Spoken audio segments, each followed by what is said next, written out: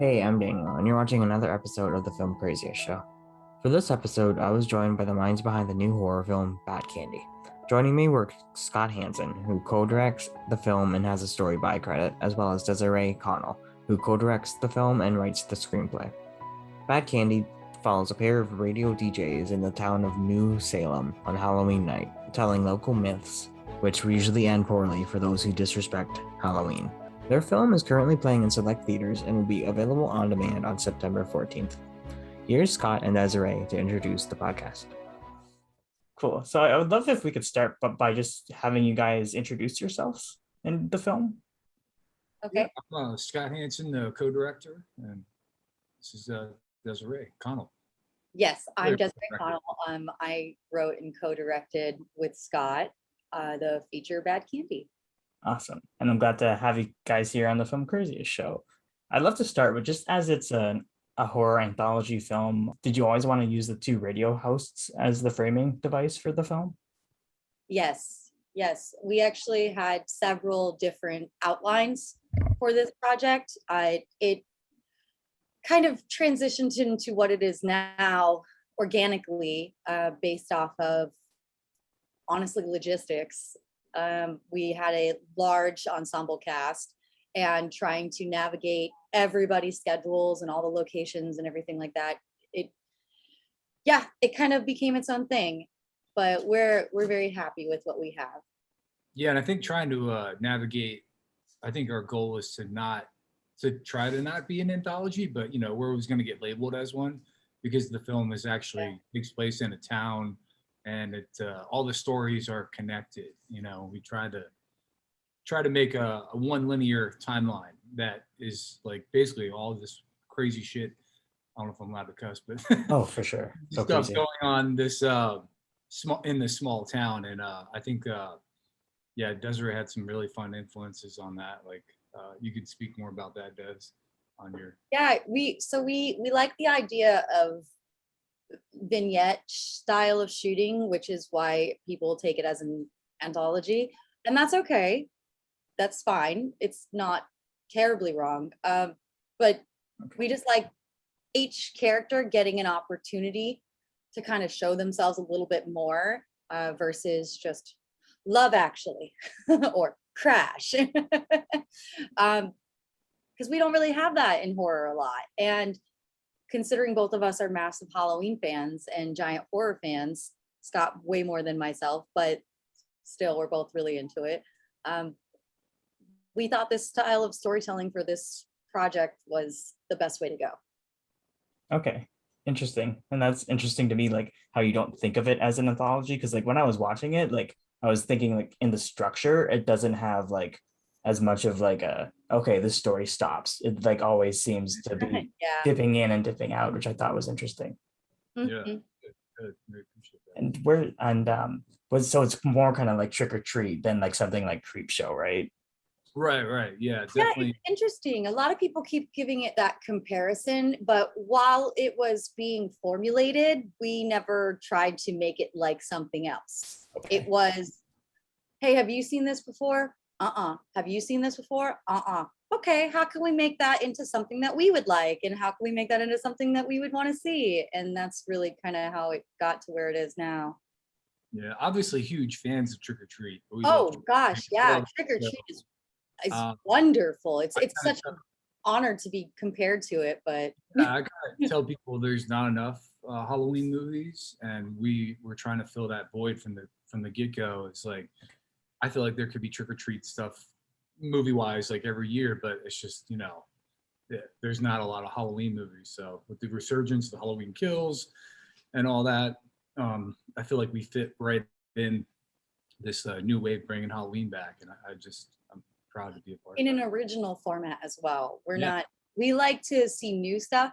Like, of course, Halloween is fun to watch 8 different times, and but it's nice to see new stuff too. It's nice to have new characters. It's nice to have new villains, and it's nice to be able to say, hey, if you're not going to play by the Halloween rules, you can go fuck yourself. Oh, wait, never mind. If you don't want to play by Halloween rules, you can die. We had a Hocus Pocus comparison last night, and I thought that was kind of cool. was like, all Did right, we really? yeah, I could see that a little bit. Okay, all right. I mean, I know the children aspect of it throws people off in the beginning because they don't expect a movie to start with kids and go into the morgue scene, which is why a lot of the parents of the actual actors and the children actors in the movie, I'm like, hey guys, yeah, why don't the parents all give it a look-see in its entirety before showing it to the kids, or wait for it to come out on iTunes on the 14th and then just show them the first half and then turn it off. Yeah, when we cast the kids and everything, we weren't down that lane quite yet, so we never had to give them a prior warning to what was happening in the movie. They knew it was going to be an adult film, but they didn't know what extent. And I don't even think we did at that point, because that kind of scene kind of morphed. We were on a very long hunt for the right type of cast for these scenes, because some people just get weirded out, and then you could scare people away. Just, yeah, it's a delicate manner to explain stuff like that and then find the right type of people that mesh with you. And thankfully, we were very lucky to find Haley Leary, who's an extraordinary actress. She was just on The Walking Dead, and she's been in multiple other projects in Atlanta, and she's incredibly talented. And I think she had said, as long as I'm not another damsel in distress, you know, I'm into it. And I was like, well, this is the opposite of that. Totally. And yeah, I think she did a great job. Okay. There's a couple other people in the film that really pulled off alter egos really well. Like Mike Milligan, who plays Chuck, is not at all that person. He's an avid like adventure hiker. He's totally a gentle soul, but he plays that role so well that it's his own thing at this point.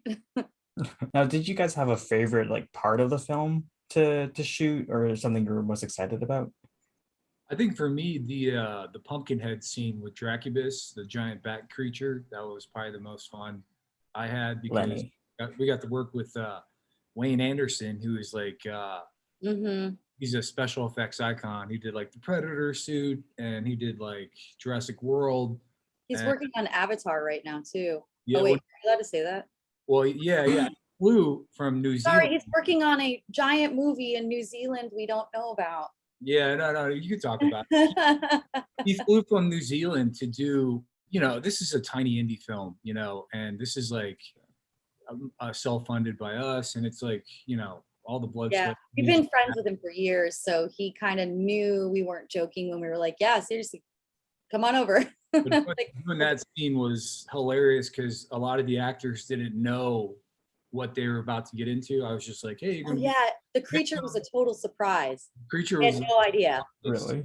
And so when everybody's running, they have pumpkins on their heads, they have ball gags in their mouth, they're bounded by their wrists, and they're in their underwear, and it's about 32 degrees outside. So nobody had to act, they just had to react. And I think that was one of the funniest situations, and everybody signed up for it, but it was they saw the creature, they lost their shit, and it was hilarious. Did they first? Oh, it's sorry. impressive in real life. That creature is massively impressive in real life, and Wayne is so incredibly talented that you just can't stop staring at it. It's great. Sure. Yeah. Did they first see the creature when they took off the pumpkin heads? No, we had to cut around and stuff. It was right when they all start running and they all fall over each other. Like that was the first initial scene, and they couldn't even, their hands were bound, so they couldn't even take their pumpkin heads off. So it's kind of funny. Okay.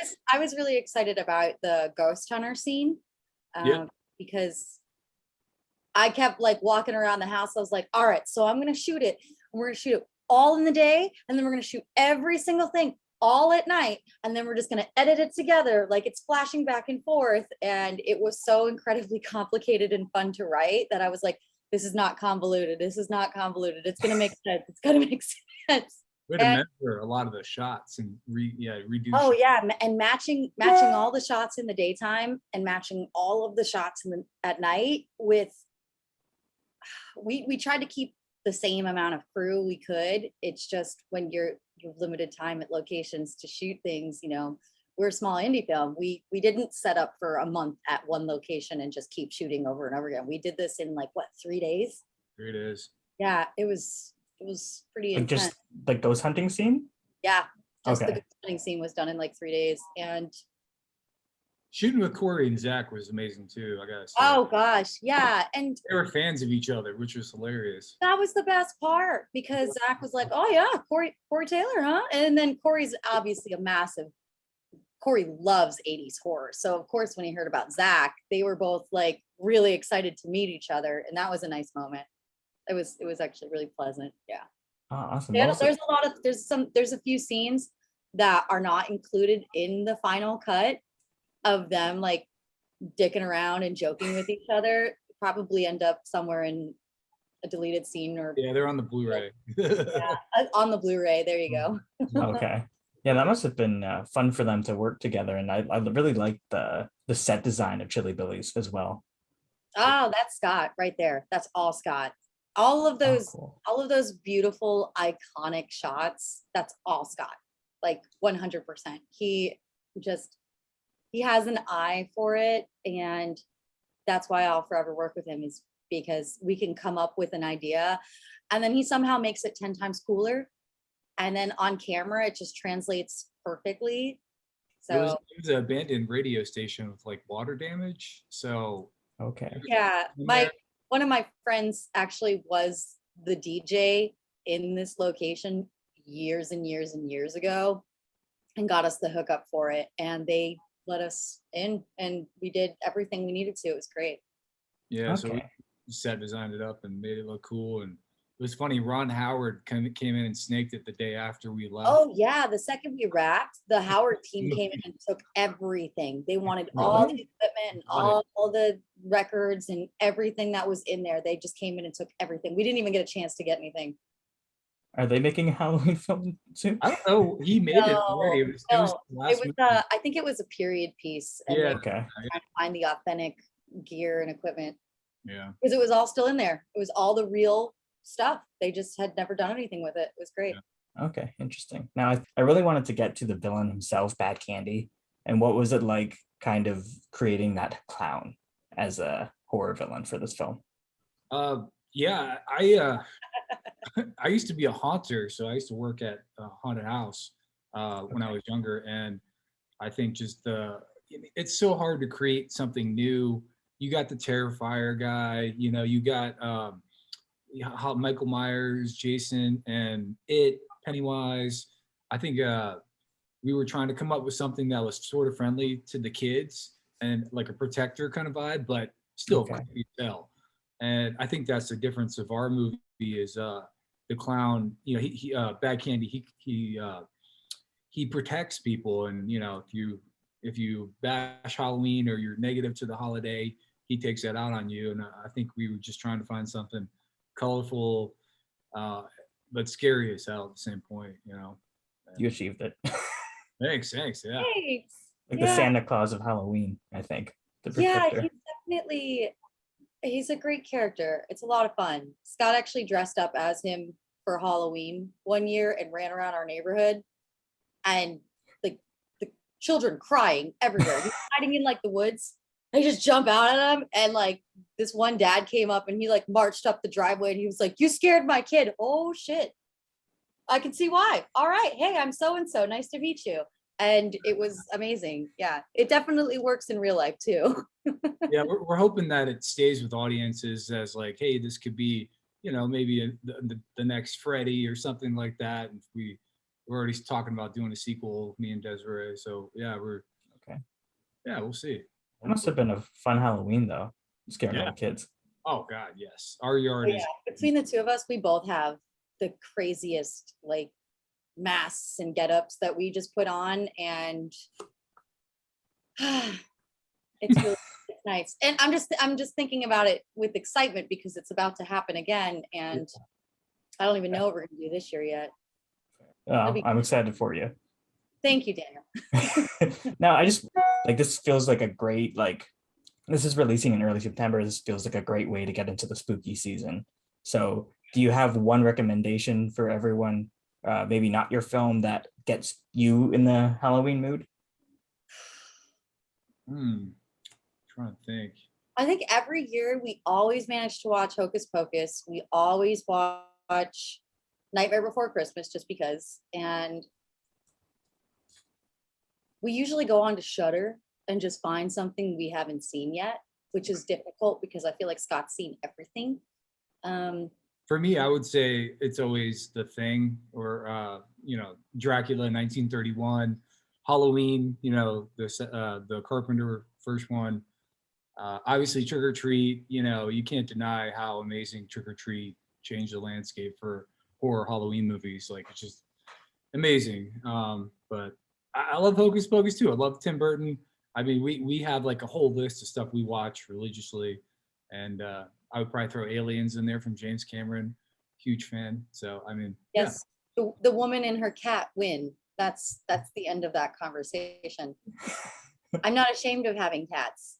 Like, the woman and the cat survives. Fair. Right? Awesome. What else are you supposed to say? Exactly. Awesome. So Desiree Connell, Scott Hansen, who are the co-directors, co-writers of Bad Candy, which is releasing on select theaters on September 10th and VOD on September 14th. Thank you both for speaking with me on the Filmcraziest Show. Thank you, Daniel. Thank you so much. Awesome. Happy Halloween. Yeah, happy Halloween.